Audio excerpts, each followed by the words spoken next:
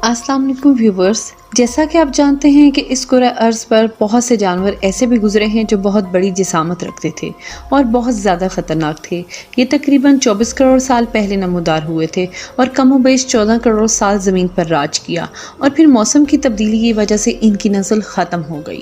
مختلف ملکوں سے ان کی ہڈیوں کے فاسلز ملتے ہیں جن کی مدد سے ان کے سائز اور جسامت کا بخوبی اندازہ لگایا جا سکتا ہے۔ جی ہاں، تو ہم بات کر رہے ہیں ڈائناسورز کی۔ کچھ ڈائناسورز گوشت خور تھے اور کچھ ڈائناسور سبزہ خور۔ گوشت خور ڈائناسور انسانوں کا شکار کرتے تھے۔ امریکن پہاڑوں پر پائے جانے والے ڈائناسور بہت بڑے تھے۔ ان کی لمبائی 100 فیٹ اور چوڑائی 50 فیٹ تک پائی جاتی تھی۔ ان کا وزن تقریباً 90 ٹن ہوتا تھا۔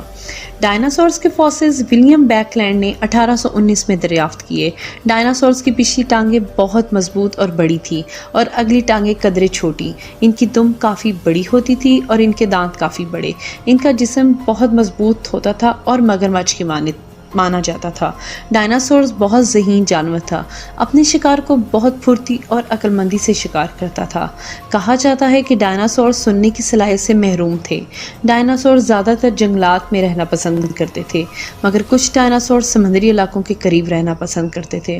کچھ ڈائناسور اڑنے کی صلاحیت بھی رکھتے تھے اور کچھ منہ سے آگ برسانے کی بھی، مگر اس بات کا کوئی ٹھوس ثبوت نہیں ہے، پر بہت سارے سائنسدانوں کا ایسا ہی ماننا ہے۔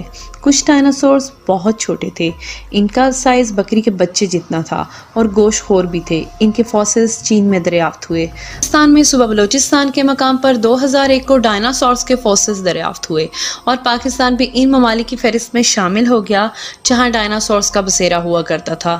اس کے علاوہ امریکہ، آسٹریلیا اور انڈیا میں بھی اس کے فاسلز پائے گئے۔ کہا جاتا ہے کہ ڈائناسورز انڈے دیتے تھے اور ان انڈوں کا سائز بہت بڑا ہوتا تھا اور ان کے بچے ان انڈوں سے نکلتے تھے۔ امریکن سائنسدانوں کا کہنا ہے کہ ڈائناسورز کی ہسٹری ملین پرانی نہیں، کیونکہ لیبارٹری میں ہونے والی ریسرچ میں ان کے فاسلز پر خون کے سرخ خلیے تھے، جو کہ اس بات کی دلیل ہے کہ ان کی تاریخ زیادہ پرانی نہیں۔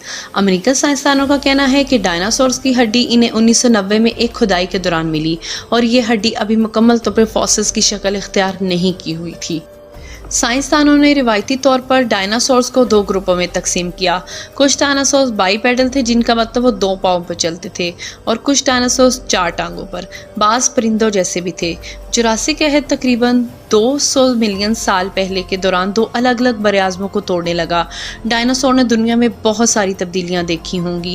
اسی طرح ڈائناسورز کے ساتھ ساتھ ایسے بہت سارے اور جانور اور پودے بھی ایسے ہی غائب ہو گئے۔ کہا جاتا ہے کہ آتی فشاں کے پھٹنے سے زمین پر بہت تباہی ہوئی۔ 65 ملین سال پہلے بہت سے شہاب ثاقب گرنے کی وجہ سے ڈائناسورز کی نسل کا خاتمہ ہو گیا، اور کچھ اور جانور اور سمندر میں رہنے والے جانوروں نے اپنا وجود برقرار رکھنے میں کامیابی حاصل کی، اور بہت سے نظریات بھی پیش کیے گئے، جیسے کہ خوراک کی کمی، موسمی تبدیلی، ایسی وبا جس سے ان کی نسل ختم ہو گئی، اور ایسی بہت ساری باتیں اور نظریات بھی پیش کیے گئے، مگر حقیقت کیا ہے خدا بہتر جانتا ہے۔ کمنٹس میں اپنی رائے کا اظہار ضرور دیجیے گا۔ اللہ حافظ۔